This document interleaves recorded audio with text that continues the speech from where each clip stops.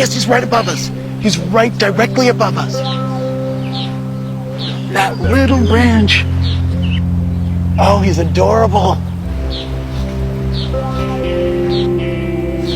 He's like this little tiny bird with its giant head. The ruby throat just pops against the rest of the bird because it's emerald green on top and white and gray, just gray, white. that throat. And then that big orange beak.